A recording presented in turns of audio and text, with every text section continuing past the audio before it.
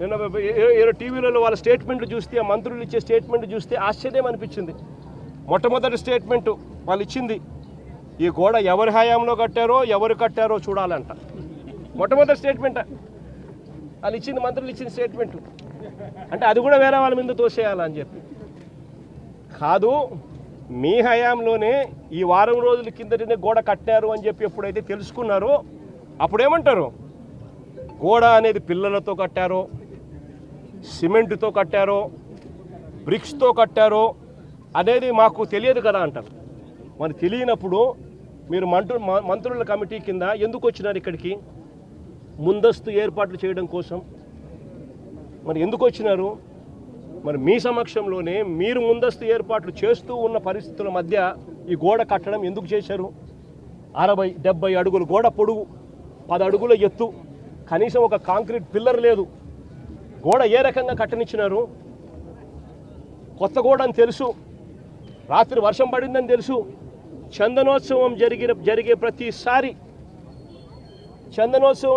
ప్రతిసారి వర్షం పడుతుంది, ప్రతి సంవత్సరం. ఆ సెంటిమెంట్ కూడా మరి వర్షం పడింది అని తెలిసినప్పుడు మరి గోడ పక్కనే మనుషులను ఎందుకు నిలబెట్టారు?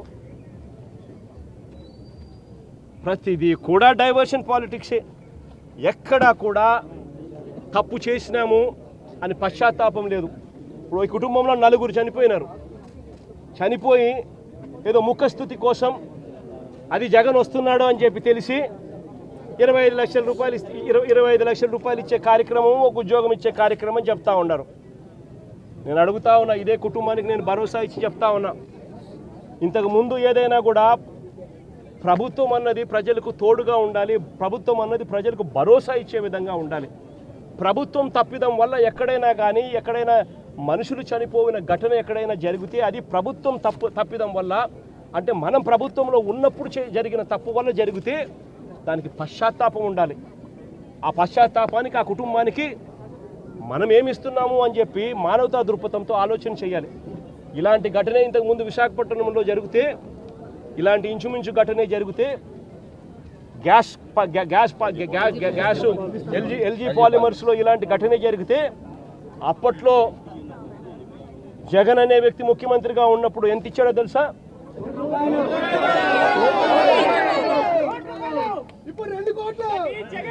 జగన్ అనే వ్యక్తి ₹1 కోటి ఒక్కొక్కరికి ఇచ్చి ఆ కుటుంబాలను ఆదుకున్నారు. ఇప్పుడు ప్రభుత్వం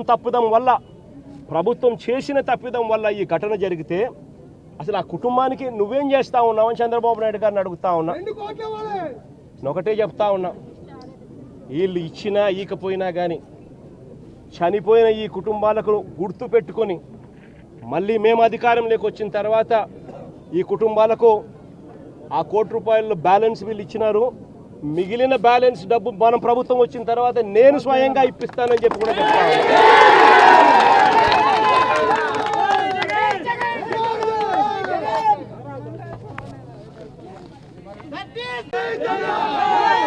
ఇది ఒకసారి ఫోటో చూడండి, ఎక్కడైనా కాలములు కనబడతా ఉన్నాయో చూడండి. వాళ్ళు చెప్తా ఉంటే గోడ కూలిపోయే పరిస్థితి వచ్చినప్పుడు గోడ ఫ్లెక్సీ మాదిరి ఊగిందంట. అంటే 70 అడుగులు గోడ, ఒక ఫ్లెక్సీ మాదిరి 10 అడుగులు గోడ, 70 అడుగులు పొడవు ఫ్లెక్సీ మాదిరి ఊగిందంట. అంటే ఏమి కన్స్ట్రక్షన్స్, ఏ రకంగా పని చేయిస్తూ ఉన్నారు, ఏ రకంగా బుర్ర లేకుండా పనులకు పూనుకుంటున్నారు.